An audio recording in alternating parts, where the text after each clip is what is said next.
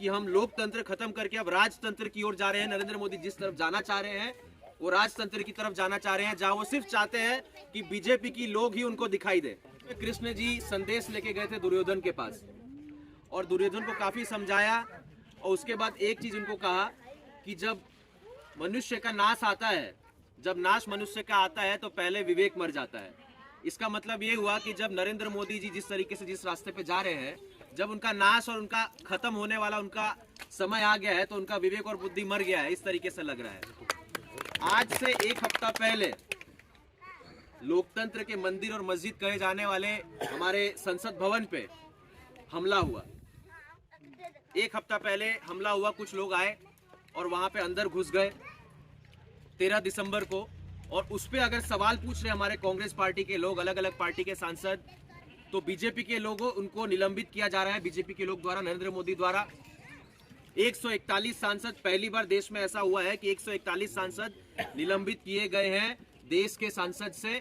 और बहुत ही निराशाजनक ये खबर है, बहुत ही शर्मनाक ये चीज है कि आज के भारत देश में इस तरीके से हो रहा है खुलेआम, और आप और हम चुप बैठ के तमाशबीन बने हुए हैं, चुपचाप देख रहे हैं, कुछ कर नहीं पा रहे हैं। कम से कम अपनी आवाज तो हमें उठानी चाहिए, क्योंकि आप सोच सकते हैं जब सांसद जो जनता का प्रतिनिधि होता है, पूरे अंबेडकर जिला में एक सांसद है, राकेश पांडे जी जो आपके बीच सांसद है बसपा से, पूरे रितेश पांडे, पूरे अंबेडकर नगर जिले का एक प्रतिनिधि है सांसद। अब उस सांसद को निलंबित कर दिया जाएगा तो आपके जिले का आवाज कौन उठाएगा?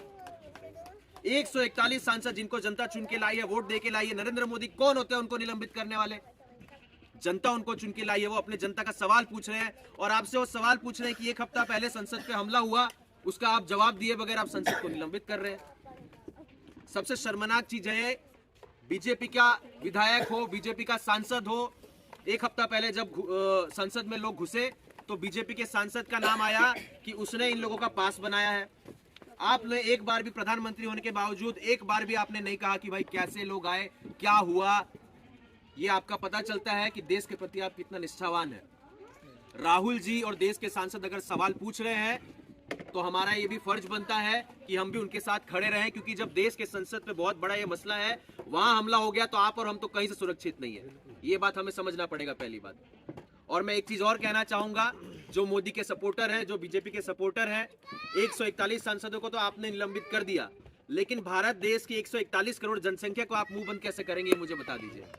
प्रत्येक जनता आपसे सवाल पूछेगी कि इस प्रकार से घटना कैसे हो गई और आप अभी तक चुप क्यों बैठे हैं। तो सबसे बड़ा सवाल यही है, आज हमें समझना पड़ेगा। मोदी जी कहते हैं कि 4 जात होती है, मोदी जी के मुताबिक उन्होंने गिनाया कुछ समय पहले।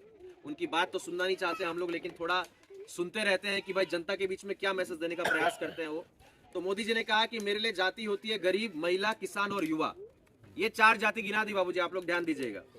अब मेरे को ये बताइए कि जब बात गरीब की आती है तो किसी भी बीजेपी वाले के मुंह से आप नहीं सुनेंगे, क्योंकि आज के दिन में 77 साल आजादी के हो गए हैं, सबसे गरीब आज के दिन में बीजेपी सरकार में भारत में सबसे ज्यादा लोग हैं गरीबी रेखा के नीचे। युवा की बात की जाए, सबसे ज्यादा बेरोजगारी आज के दिन में भाजपा सरकार में है। हमारे सामने युवा बैठे हैं, आपको अच्छे तरीके से बता देंगे। महिलाओं की बात की जाए, सबसे ज्यादा महिलाओं का अपमान आज के दिन में बीजेपी सरकार में हुआ है। और उत्तर प्रदेश में योगी सरकार में, सरकार का डेटा ये कहता है, कुछ समय पहले 15 दिन पहले डेटा निकाला गया है जिसमें यह कहा गया है कि उत्तर प्रदेश में सबसे ज्यादा महिलाओं के प्रति थाने में केस दर्ज किया गया है, उन पे अत्याचार हो रहा है, उन पे केस दर्ज किया जा रहा है। किसानों की बात की जाए, दुगनी आय कहा गया था मोदी जी द्वारा, और किसान आंदोलन 13 महीने बेचारे किसान सड़क पे रहे। आपने अपना कृषि कानून अपने अहंकार के चलते 13 महीने लगा दिया उसको वापस लेने में। जब आपको पता चला आप देश के किसानों को हरा नहीं सकते, तब जाके आपने वो कानून वापस लिया है। तो ये चारों जाति की बात करते हैं और चारों में ये पार्टी और मोदी जी विफल रहे हैं। तो हमको ये समझना पड़ेगा, हमारे भाई मुसलमान भाई हैं, हिंदू भाई हैं, जब देश की, हम लोग तो युवा हैं, हम लोग ने इतिहास पढ़ा है, जब गुलाम हुआ था, अंग्रेजों ने जब गुलाम किया था, आप लोग भी ये बात बताइएगा हम लोगों को 200 साल तक, तो अशफाक उल्ला खान जी आए मुसलमान, चंद्रशेखर जी आए हिंदू ब्राह्मण, और भगत सिंह जी आए वो सिख थे, पंजाबी थे। ये जब तीनों मिले तब जाके अंग्रेजों से हम आजाद हुए हैं। अब समय वही आ चुका है। और जैसा अध्यक्ष जी ने कहा कि 1-2 लोगों से कुछ नहीं होता, आप यहाँ चाय की दुकान में भी खड़े होकर बोल दीजिए कि भाई कांग्रेस हारे चाहे जीते, मैं तो कांग्रेस को वोट दूंगा। क्योंकि कांग्रेस को वोट देने का मतलब ये है, अगर जो देश की लड़ाई ये हो रही है, ये बीजेपी कांग्रेस की नहीं है, ये है सत्य और झूठ की लड़ाई। कांग्रेस सत्य के साथ खड़ी है, बीजेपी झूठ को लेके चल रही है। ये लड़ाई है, देश को बांटती है बीजेपी, और देश की एकता अखंडता को बचा रही है कांग्रेस, ये उसकी लड़ाई है। तो आप लोग अगर कांग्रेस को वोट देंगे, इसका मतलब ये है आप सत्य के साथ हैं और देश की एकता अखंडता को बचाने के साथ हैं, इसीलिए आप कांग्रेस को वोट देंगे। अब ये लड़ाई 24 की जो लड़ाई होगी, जिस तरीके से अंबेडकर नगर में मेरे को पता चला यहाँ आने के बाद, एक भी विधायक आपने यहाँ से बीजेपी का नहीं जिताया है, ना ही यहाँ से सांसद बीजेपी का है। उसी तरीके से हम लोग को पूरे उत्तर प्रदेश में बीजेपी का सफाया करना है और पूरे भारत में सफाया करेंगे, और राहुल गांधी जी और कांग्रेस को मौका देंगे, उनको प्रधानमंत्री बनाएंगे। राहुल जी का कहना है कि मैं भी राहुल, तू भी राहुल। तो आप सब यहाँ बैठे हुए हैं, जो हर व्यक्ति यहाँ अपने आप में राहुल गांधी है, क्योंकि राहुल गांधी देश के सिपाही है। 53-54 साल उनकी उम्र हो गई है, उन्होंने पूरा अपना जीवन देश के लिए समर्पित कर दिया है। तरह तरह के से लोग उनको, मीडिया वाले, मैं तो कहता हूँ बीजेपी के आज 4 सिपाही है आज के दिन में। एक पत्रकार और मीडिया हो गया, एक ईडी सीबीआई हो गया, एक इनके जो पुलिस अधिकारी वगैरह है वो हो गए, और इनके एक जो विधायक और जो सांसद है, जिसको मोदी जी कहते हैं कि सांसदों को वोट दो कि आप डायरेक्ट मोदी जी को वोट दे रहे हो। ये चारों इनके सिपाही हैं जो सिर्फ मोदी का गुणगान करते हैं। आप मुझे एक चीज बताइएगा, शायद आपके गांव में भी आया होगा या आएगा, मैं संत कबीर नगर था पिछला जिला, एक विकसित भारत संकल्प यात्रा निकला है, आप लोगों ने सुना होगा। एक वैन जारी है गांव गांव, वो जाके आप लोग को बताने का प्रयास कर रही है कि मोदी ने ये किया, मोदी ने आपको वो किया। कुछ उन्होंने काम किया नहीं है, जो 1-2 काम अगर किया है वो आपको जबरदस्ती गिनाया जा रहा है मोदी की गारंटी। और मोदी जी कहते हैं, उन्होंने कुछ समय समाचार में अपना बयान दिया कि मोदी की गारंटी यानी काम पूरा होने की गारंटी। तो हम लोगों का, कांग्रेस का प्रश्न ये है, मेरा प्रश्न ये है कि अगर मोदी की गारंटी है, अगर काम पूरे होने की गारंटी है, तो आपको गांव गांव वैन लेके घूमना क्यों पड़ रहा है, प्रचार प्रसार क्यों करना पड़ रहा है? अगर आपके पिताजी ने अपने बच्चे को पढ़ा दिया, ग्रेजुएशन करा दिया, MBA करा दिया, अच्छा खासा पढ़ा लिखा दिया, तो क्या पिताजी हर रोज हर सुबह शाम बेटे को ये बोलेगा मैंने तेरे को पढ़ा दिया पढ़ा दिया पढ़ा दिया? अरे पिता का काम होता है बेटे को पढ़ाना, पढ़ा दिया, बेटा अपना काम करेगा। उसी तरीके से सरकार का काम होता है, जैसे कांग्रेस सरकार में हम लोग की यहाँ चर्चा चल रही थी, राशन हम देते थे आपको, हम मिट्टी का तेल के साथ चीनी भी आपको देते थे। ये लोग तो चीनी भी गायब कर दिए, मिट्टी का तेल भी गायब कर दिए, और नमक के पैकेट में 90% आप मोदी जी की तस्वीर देखेंगे, ताकि गांव की महिला सोचे कि मोदी का नमक खाया, मोदी को वोट देंगे।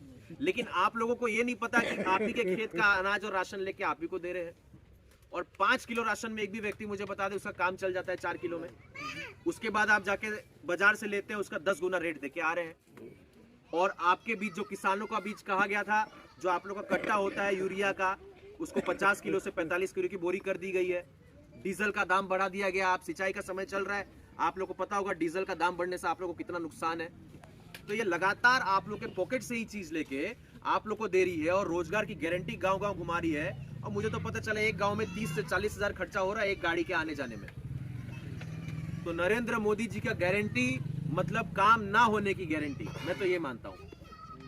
तो आज सबसे बड़ा प्रश्न हमारे बीच है कि जब हम एक देश में रह रहे हैं, लोकतांत्रिक देश में, हमको लोकतंत्र बचाना है कि हमको राजतंत्र लेके आना है। राजतंत्र लेके आएंगे तो जैसा आपको पता है चाइना हमारे बगल में है। आप सभी ने देखा होगा जब कोरोना का समय था, कैसे उनको अंदर बंद कर करके जेल में चाइना में रखा जाता था, किस तरीके से वहाँ लोकतंत्र खत्म किया जाता है। दिन दहाड़े किसी पत्रकार की हत्या हो जाती है, कोई सरकार से सवाल पूछता है, उसकी हत्या हो जाती है। तो ये नरेंद्र मोदी की सरकार उसी रास्ते पे देश को लेके जा रही है कि अगर आपने मोदी के खिलाफ कुछ बोला, आपके खिलाफ FIR हो जाएगा, आपकी हत्या हो जाएगी, आपको जेल में बंद कर दिया जाएगा। कोई पत्रकार प्रश्न पूछेगा तो आप पे सरकार सवाल उठाएगी। और मुझे बड़ा शर्म आ रहा है, कल आप सभी ने शायद अगर अखबार और न्यूज़ देखा होगा, वैसे तो न्यूज़ देखना बंद कर दीजिए आज के दिन में, वरना आपको सिर्फ मोदी मोदी देखने मिलेगा और आपको पता है क्या चल रहा है न्यूज़ में। लेकिन कल आप लोगों ने देखा होगा कि 141 सांसद निलंबित होना बहुत बड़ी बात है। ये हम लोग सोच नहीं सकते हैं, इतनी बड़ी बात है। और उसके बावजूद भी समाचार में चल रहा है कि भाई हमारे किसी सांसद ने मिमिक्री क्या उतार दी, जो धनखड़ रहा है कि भाई इनका मजाक कैसे बना दिया। आपने तो, मोदी जी ने और धनखड़ जी ने तो पूरे संसद भवन का मजाक बना दिया निलंबित करके सांसदों को। तो कांग्रेस पार्टी आप लोग के बीच लगातार आती रहेगी और आई है। बात चल रही है पनौती की, तो इतने बड़े पनौती हम तो नरेंद्र मोदी जी को कहेंगे कि नया संसद भवन में भी हमला उन्होंने करवा दिया। इससे बड़ा पनौती और क्या होगा। तो पनौती वाकई में मोदी जी है। 2002 में आए, गुजरात हिंसा से उन्होंने शुरुआत की और लगातार अत्याचार लोगों पे और हमारे भारतवासियों पे वो करे जा रहे हैं। हम लोग को पीछे हटना नहीं है, हम लोग को डरना नहीं है। सब अगर साथ मिल जाए तो हमें कोई नहीं रोक पाएगा। ये लोग जेल में भी बंद नहीं कर पाएंगे, इतनी ज़्यादा संख्या हमारी हो जाएगी। हम लोग जीत के रहेंगे। राहुल जी आप लोग के लिए लड़ रहे हैं, हमें निराश नहीं होना है। एक चीज़ आपसे मैं कहूँगा, आपसे आज से जहाँ उठे बैठे बात कीजिए कि 24 में आइए भाई साहब, हाथ से हाथ मिला के स्वास्थ्य, शिक्षा, रोजगार, गांव के विकास, महिलाओं का सम्मान, शहर का विकास और गांव से शहर को जोड़ेगा जो व्यक्ति, जो किसानों की मदद करेगा, जो किसानों की आय बढ़ाएगा, उसको हम चुनेंगे।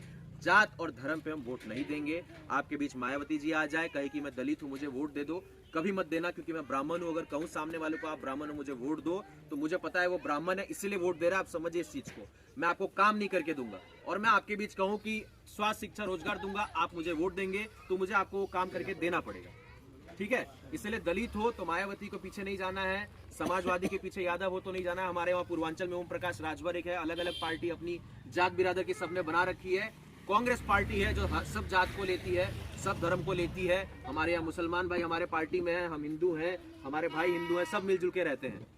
ये हम लोग 5-10 लोग हैं, यही से आप समझ लीजिए यही असली कांग्रेस है और यही असली में हमारा देश है। 7 धर्म के लोग हमारे देश में और अनेक जातियां हैं। भारत इसी प्रकार से बना है। तो आप लोगों से फिर से गुजारिश है, एक जिम्मेदारी ले लीजिए बाबूजी अब से, ठीक है।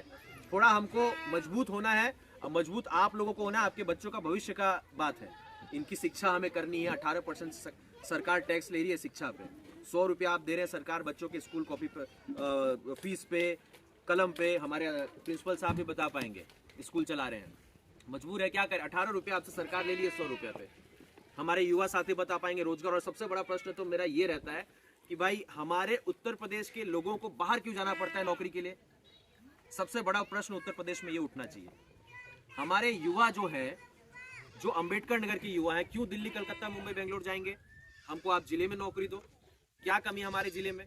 कंपनी खोलो, लोगों को शिक्षित करो और यही रोजगार दो। अपने माँ बाप से अलग होकर बेचारे रहते हैं दिल्ली, कलकत्ता, मुंबई। रात बिरात माता जी को कुछ हो जाए, जनरल डब्बा में बोरियों की तरह भर के आते हैं और जो पैसा वहां कमाया हुआ यहाँ इलाज में चले जाता है। तो हम लोग को तो चारों तरफ से लूटी जा रही है सरकार। तो आप लोगों से गुजारिश है, अब जागना है, सोना नहीं है। हम लोग को जागना है, समय आ गया चुनाव का। और जहां उठो बैठो यही बात करो कि भाई कांग्रेस को ले आना है, तभी भारत बच पाएगी। यही संदेश लेके आपके बीच आया हूँ। बहुत बहुत धन्यवाद। जय हिंद।